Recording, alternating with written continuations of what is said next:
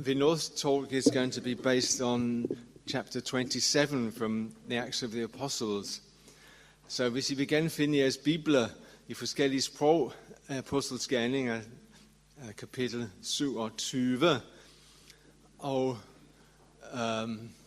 Vinoth has asked me to read the whole chapter because he wants you to get the idea of the whole thrust of the story.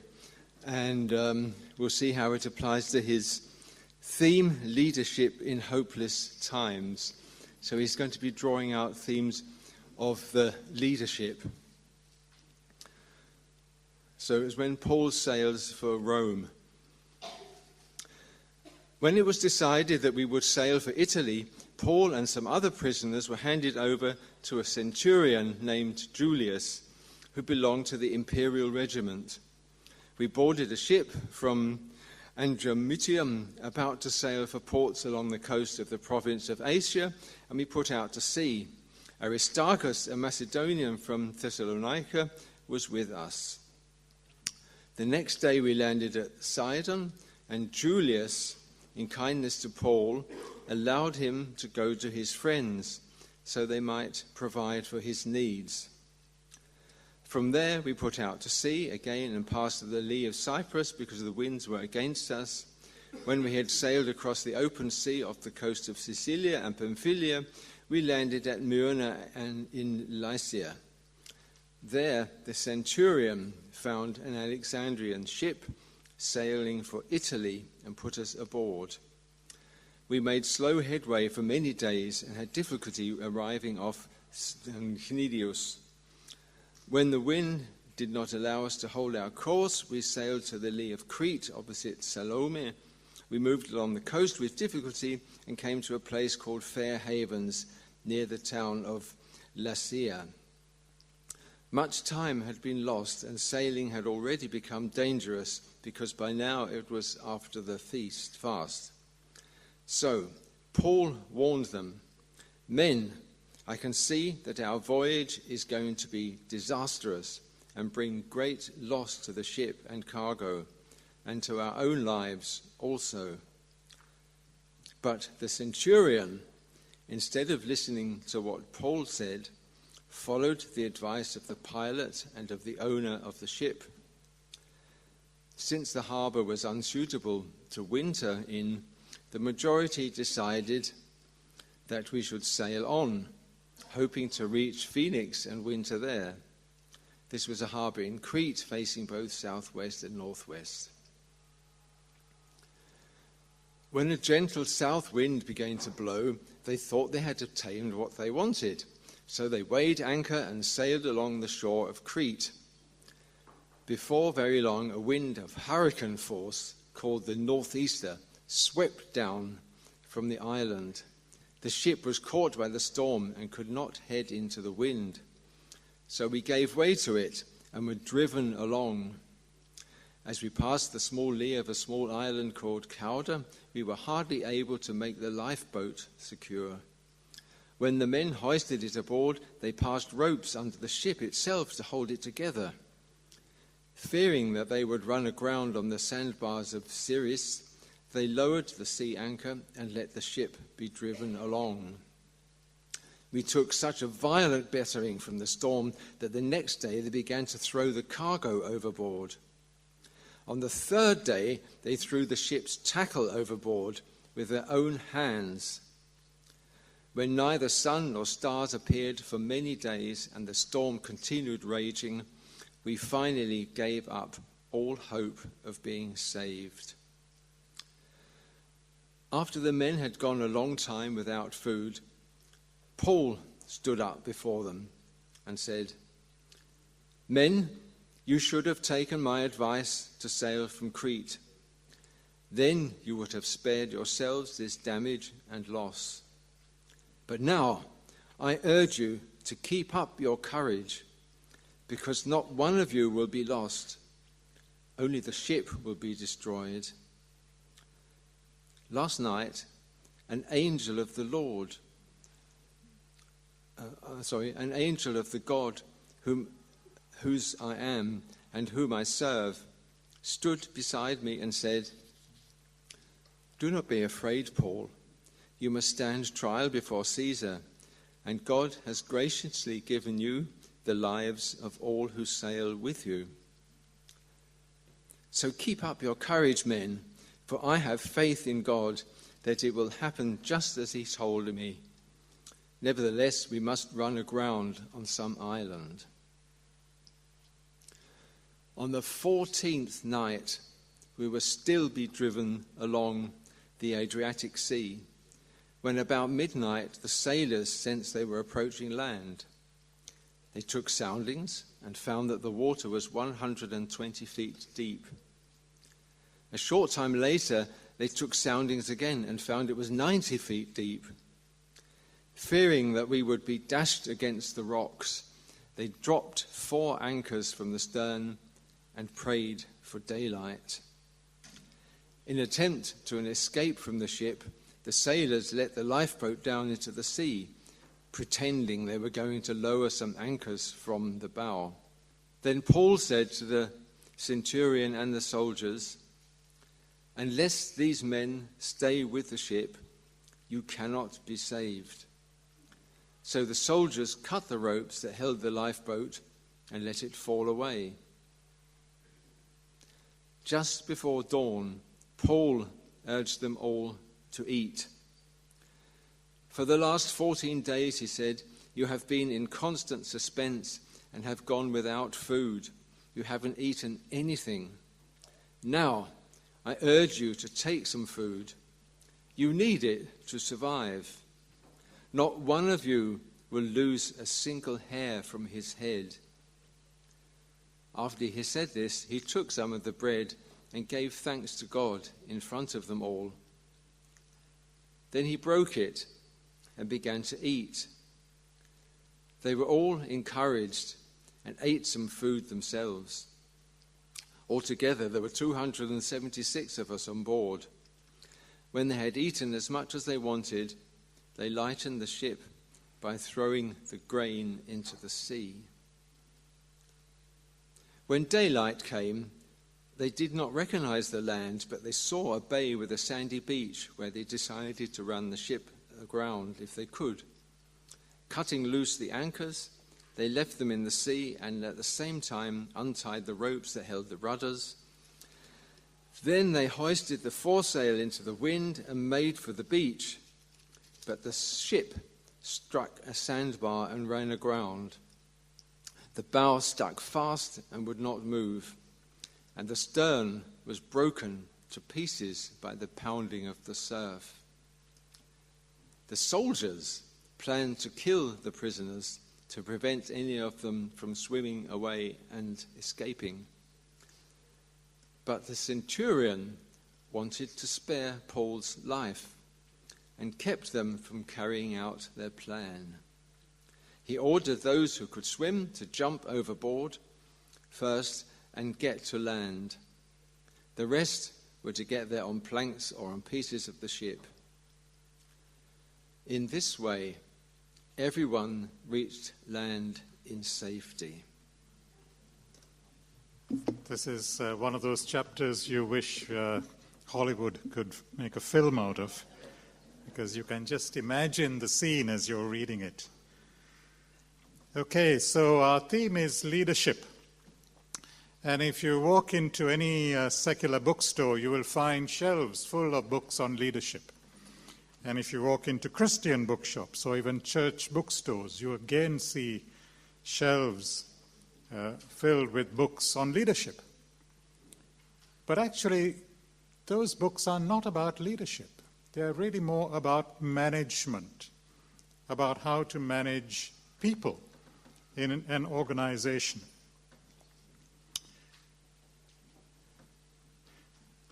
I don't believe that leadership is something that can be taught. Leadership, like so much else in the Christian life, is something that only be caught and not taught. We learn leadership through seeing models of leaders. So these are people who are recognized as leaders, and I don't believe that they read a single book on leadership or followed a course on leadership. But what made them leaders was a crisis. And leaders emerge and are recognized in a time of crisis. So you have Malala, you have Greta Thunberg, you have Joshua Wong, young people, all in their teens, but who emerge as leaders in response to a crisis. And then, of course, Zelensky. Nobody would have predicted that people like this would be recognized not only in their own countries, but around the world as leaders. How do we recognize leaders? Well, after a meeting like this, we all stream away to have our coffee. One person stays behind to rearrange the chairs, to switch off the lights. Well, that's taking initiative. Leaders are people who take initiative. But leaders not only take initiative, they inspire others to follow them. So in fact, the simplest definition of a leader is somebody who has followers. If you don't have followers, you're not a leader. A good leader is somebody who people follow for a bad cause, or someone who exploits and damages those who follow him or her. A good leader is somebody who enables his or her followers to flourish as human beings. Now, in this passage that we just read, Paul has been held in custody in Jerusalem for 2 years. He has been tried by Felix, by Festus, and King Agrippa, and he has appealed to Caesar. As a Roman citizen, he wants to stand trial before Caesar. And so he's loaded with some other prisoners in verse 1 onto this ship that is now sailing for Rome. And all these other prisoners were most probably people who were condemned to death, and they were going to satisfy the perpetual demand that Rome made on its provinces to have human victims to come and amuse the population in Rome by fighting wild animals in the gladiator pits. If you've seen films like The Gladiator, you know what I'm talking about. That's the way Romans amuse themselves. Now, the voyage takes place in 2 stages and on 2 different ships. And Luke presents a very vivid and accurate narrative. And in fact, one commentator says that there is no such detailed record of the workings of an ancient ship in the whole of classical literature. This is the most detailed account that we have in classical or ancient literature of the detailed workings of a ship or a sea voyage. So notice firstly the limitations of the servant leader. Paul is not in a position of leadership. He doesn't carry a badge saying, I'm an apostle. He is in the hands of others, along with the other prisoners. Luke uses the noun we, the plural, so clearly he himself is on this ship with Paul, maybe 1 or 2 other companions. A man called Aristarchus from Macedonia is mentioned in verse 2. So maybe just a handful of Christians. And later we are told that there were 276 people on this ship. So just say 5 out of 276, roughly 3%. That's about the population in many of our countries of the number of Christians. So Christians are not in a position of influence. They're not in the majority. They're a very tiny minority. This is typical. But Paul does not choose the situations in which he will serve. That's the whole point. He is in a powerless, hopeless situation, a prisoner. And yet it is in this situation, in this crisis, when the storm erupts, that his leadership gifts emerge. You can't keep a real leader down. Like I said, leaders emerge when situations are tough, in crises. And just think, let me give you a couple of examples of such people. Helen Keller, have you heard of her? American woman. She was struck blind and deaf at the age of 18 months when she got scarlet fever. Totally blind, totally deaf. Yet she taught herself to read. She went to Radcliffe College, which is the women's college at the time of Harvard University, the first blind woman to enter that university. And then she taught herself reading and listening to voices. She traveled around the world caring for war victims who also had been struck blind.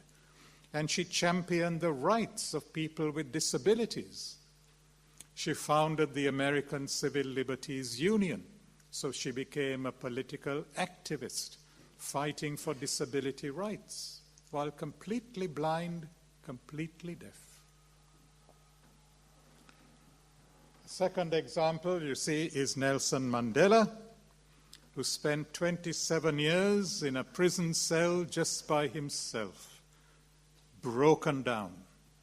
And yet he emerges to give leadership to the anti-apartheid struggle and then was recognized as a global leader, a statesman, when we have hardly any statesman in the world today. And in an interview with a British newspaper, this is what Desmond Tutu said about Nelson Mandela. People say, look at what he achieved in his years in government. What a waste those 27 years in prison were. I maintain his prison term was necessary because when he went to jail, he was angry. He was relatively young and had experienced a miscarriage of justice. He wasn't a statesperson ready to be forgiving. He was commander-in-chief of the armed wing of the party, which was quite prepared to use violence. The time in jail was quite crucial. Of course, suffering embitters some people, but it ennobles others. Prison became a crucible that burned away the dross. People could never say to him, you talk glibly of forgiveness, you haven't suffered, what do you know? 27 years gave him the authority to say, let us try to forgive. That's how leaders emerge. Andre Nouwen, whom I quoted in my first Bible reflection, in his book, The Wounded Healer, writes, the great illusion of leadership is to think that others can be led out of the desert by someone who has never been there.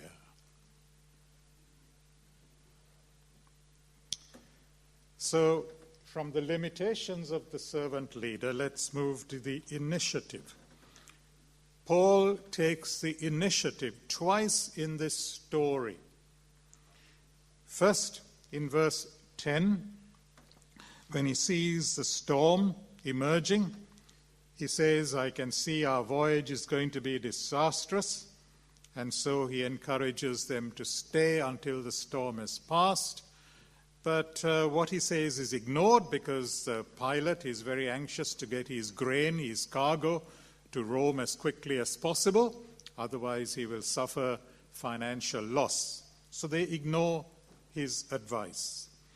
The second time that Paul takes the initiative is again in verse 33.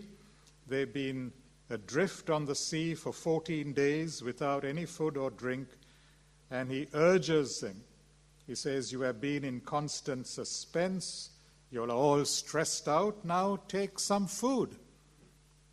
Just very practical advice. So it's an initiative that stems out of love, out of concern for his fellow travelers, because he cares for them, that he takes the initiative to give advice. He's not only thinking about himself, he's thinking about everybody on the ship. And it's an initiative that he takes at the risk of being misunderstood. Just put yourself in the shoes of the centurion who is in charge. What would have gone through his mind? Why is this prisoner now giving us advice? Is it that he's trying to find a way of escaping? Now, whenever we take the initiative, our motives will always be suspected. People will be thinking, well, what is there in this for him or for her? That's our fallen human tendency, to always think the worst of others. Jesus himself experienced this when he partied with tax collectors and with prostitutes. What did the religious people say? Oh, he can't be a prophet. He can't be a great religious man from God. Look at his lifestyle. Why is he taking the initiative to go and hang out with these immoral, disreputable people? Whenever we take the initiative to do something for God, even within the church, we will be misunderstood. And notice also that this is an initiative that he takes from below. He's not at the top. He's not giving orders or giving advice from the top. He's just right there at the bottom. But that has not silenced him. He still speaks from the bottom, a voice from below. And all the great social movements in the world have been initiated not from the top, but from the bottom. We heard yesterday in the church history talk about the Protestant Reformation. Who was Martin Luther? He was not the Pope, he was not an archbishop, he was not a bishop, he was an ordinary Augustinian monk in a small university town in Germany called Wittenberg. That's how the Reformation began. Or you think of the civil rights movement in the United States in the 1950s, in the 1960s. A young black woman called Rosa Parks, who was a seamstress. Perhaps today she'd be called a garment factory worker. And she was in this town in Montgomery, Alabama, standing at the bus stop. The bus came, and in that city, the bus system, the transport system, was racially segregated. Certain seats were only for white people. Certain seats were reserved for black people. She gets on the bus, and she goes and she sits in a seat for white people. So the bus driver stops the bus, calls the police. The police come and take her off the bus and put her in jail. A couple of days later, all the black workers in the city of Montgomery go on strike. And they approach the local Baptist pastor, a man called Reverend Martin Luther King, and they ask him to lead their boycott of the city's transport system. And that is how the black civil rights movement began, and then spread from America to all parts of the world, including in my own country, the civil rights movement, to which I belonged in the 1980s and 90s, inspired by Martin Luther King, but an ordinary young black woman taking the initiative to do something that, went against the system. She stood up to the system. Initiative from below. One more example. A young English lawyer by the name of Peter Benenson in 1966 wrote a letter to a newspaper in Britain saying, wouldn't it be a good idea if many people wrote letters to those embassies of countries where people were imprisoned because of their political beliefs or their religious beliefs? Just a letter written to a newspaper. And that is what started the movement that we call Amnesty International. Have you ever written a letter to a newspaper suggesting that people do something to protest against an injustice? Notice that Paul's initiative was based both on common sense or his own personal experience. He was an experienced traveler. He had been on several missionary journeys. He knew the weather patterns in the Mediterranean and the Adriatic. And I think the advice that he gave was based on that experience, together with the spiritual vision that he had on board the ship, the angel appearing to him and telling him, that they were going to go through this storm. And so we too need to learn to bring together our common sense, our everyday experience of life, our secular training, if you like, together with a spiritual vision, holding both together, one informing the other and not separating the two. Sadly, there are so many Christians who do live a compartmentalized life. This is their secular training, whether in nursing or psychology or engineering or architecture, and then this is their spiritual life, prayer and Bible study, and the two rarely meet. We need to learn to combine both and to speak with one vision that comes both out of Scripture but also through our wider learning, because all learning, all truth ultimately comes from God. And so this leads me to the third aspect, and that is the integrity of the servant leader. Have you noticed how the centurion changes in his attitude to Paul? Firstly, he just ignores Paul and he's suspicious of Paul's motives. But later he begins to trust Paul and even wants to protect Paul's life because he has come to respect Paul. He sees that he is a man of integrity. And how we need trustworthy people in a corrupt world. And the secret to Paul's integrity is given in verse 23. Because how does he describe himself? He says, "Last night an angel of the God whose I am and whom I serve." That's how Paul thought of himself. He belonged to another. He belonged to Christ. And it was Christ whom he served. Now, we all have multiple identities, don't we? We have an identity as a parent of somebody or a child of somebody. We have an identity as an employee or a member of a particular denomination. We have an identity as a member of a particular ethnic group. We have an identity as a citizen of a particular nation state. We have all these multiple overlapping identities. But what is it that coordinates all these different identities? We need to place them in a bigger narrative if we are to find meaning and purpose to our lives. What is the source of our deepest ambitions, our deepest joys, our deepest meanings? Do we have an identity that informs every aspect of our lives and around which our lives and our work are integrated?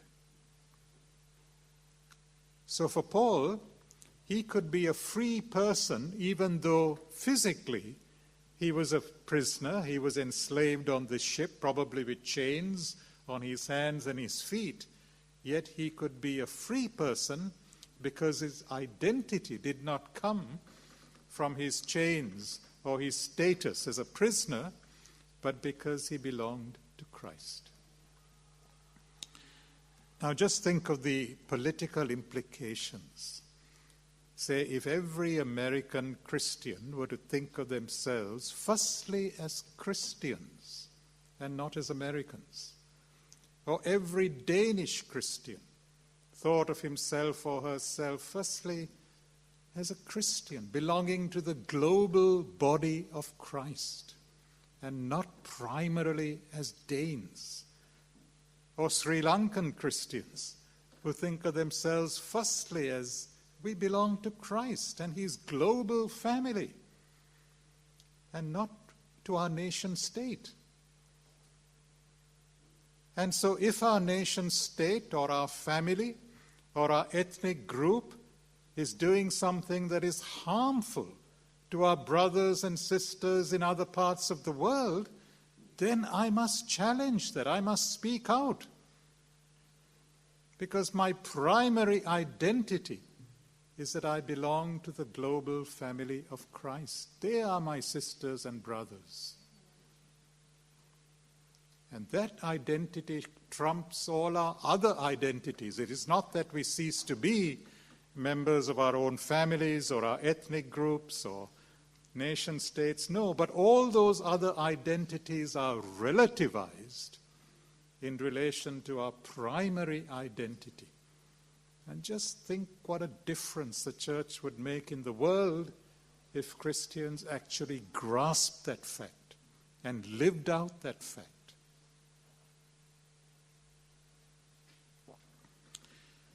An American novelist called Madeleine L'Engle once told a student who came to her and said, "I want to be a Christian writer." So Madeleine L'Engle's advice was that if she is truly and deeply a Christian, what she writes is going to be Christian whether she mentions Jesus or not. And if she is not in the most profound sense Christian, then what she writes is not going to be Christian no matter how many times she invokes the name of the Lord. And then finally, we come to the hope of the servant leader. In a hopeless situation where everybody else is now expecting to die, the only man on the ship with hope is Paul. And what is that hope based on? It's God's promise and God's character. Verse 25. The angel of the God whose I am and whom I serve stood beside me and said, "Do not be afraid, Paul. You must stand trial before Caesar, and God has graciously given you the lives of all who sail with you. So keep up your courage, men, for I have faith in God." It's because Paul believed that God was faithful to his promise, that God could be trusted. Then whatever happened to him, it was not the end. God could bring life even out of death. God could bring hope even in desperately hopeless situations. So hope is one of the three what are called theological virtues, along with love and faith. And hope is not a psychological mood, but it's a gift of God's grace at work within us. Christian hope looks to God's time, the triumph of God's kingdom, when all evil will be conquered, every tear wiped away, shalom will be restored, and God's glory will fill the whole earth. So we must not confuse hope with optimism. So often we do that, but hope is not optimism. It's an orientation to our life, even in the most depressing situations. There was a very famous Sri Lankan theologian called D.T. Niles, and I always remember what he said about hope. He said, hope begins with the ruin of our expectations. So contradictory to the way we often think. We confuse hope with what we expect is going to happen. But it's only when our expectations have all been ruined. We have put our faith in a particular person and that person has let us down. We put our faith in a particular government and that government has let us down. It's only then, when we have given up all expectation of change, of transformation, and we can only cling to God, that is when we practice hope. So the biblical image of hope is the morning star, which is actually not a star, it's the planet Venus, also called the evening star. And the morning star, the planet Venus, usually appears between 2 and 3 o'clock at night, when the darkness is complete and the faintest sign of morning is not yet visible. It's so small that it threatens to vanish. The star seems unable to vanquish the overpowering darkness. And yet, when you see the morning star, you know that the night is over. The morning star is behind it. Just as Jesus pulls the kingdom in behind him, so the morning star is pulling in a new day. And that is why the last words of Jesus in the New Testament, in Revelation 22, are the words, I am the morning star.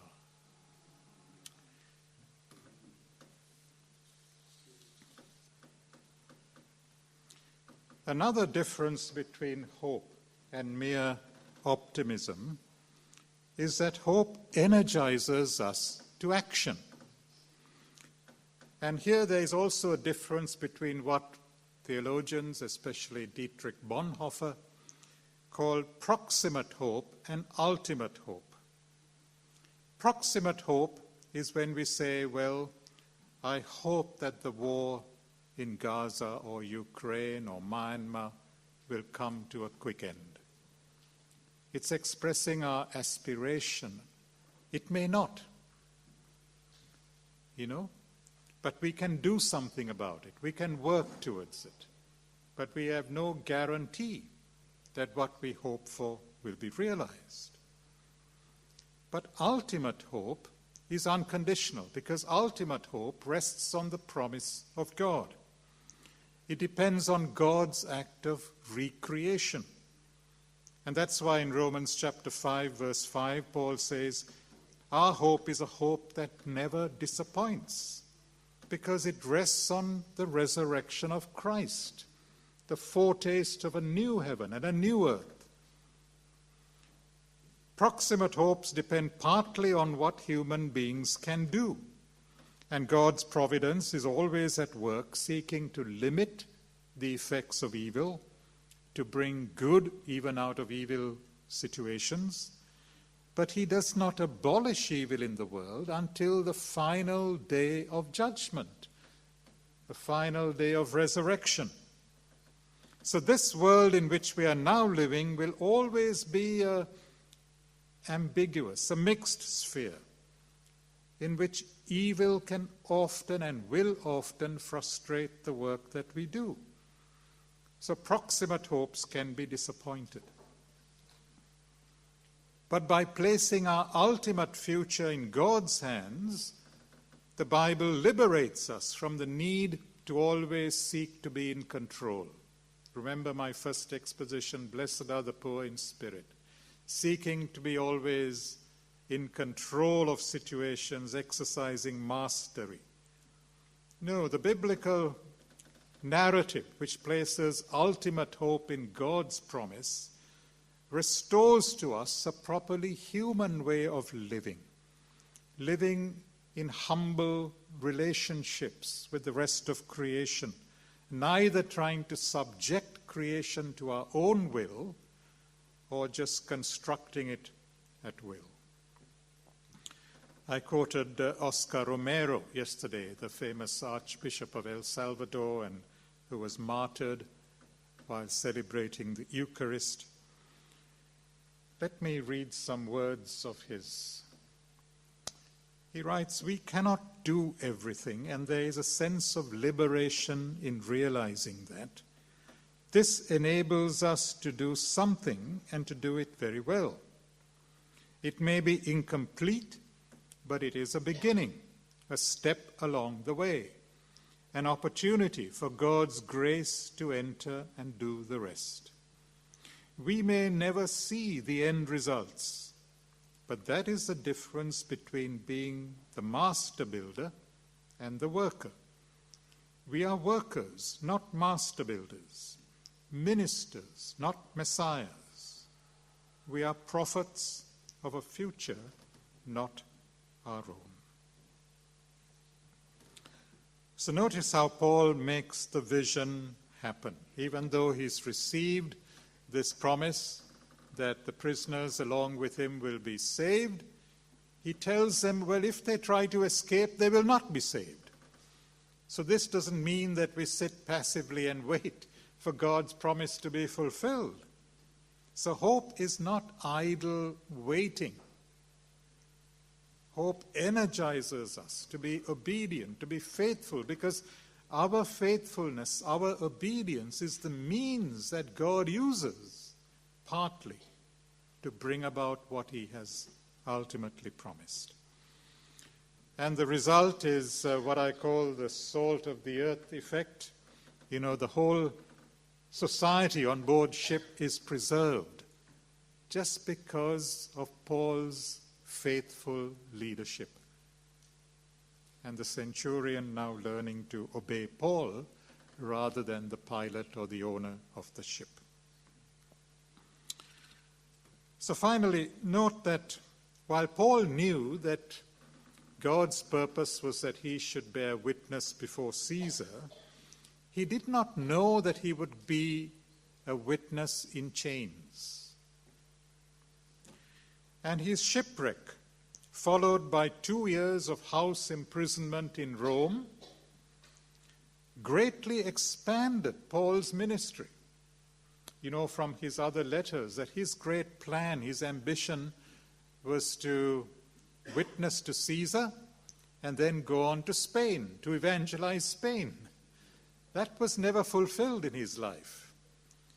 But his being a prisoner, 2 years house imprisonment in Rome, is what enabled him to write the letters to the Ephesians, to the Colossians, to the Philippians, which have reached people for 2,000 years in all the languages and all the cultures of the world.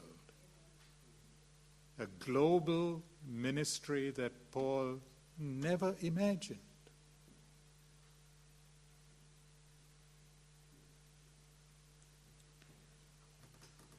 Let me end with an interesting quotation from a great mystic and philosopher who died very young, called Simone Weil.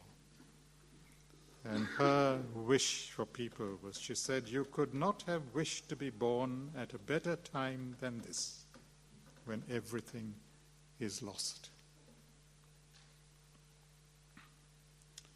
Let's pray together.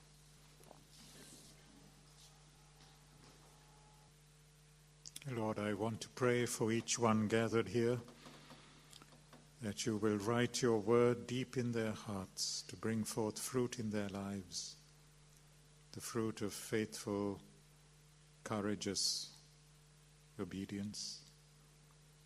May you expand their vision of you, deepen their faith, their hope, that they may exercise true servant leadership in the different circumstances in which they find themselves. I ask in the name of Jesus, your Son.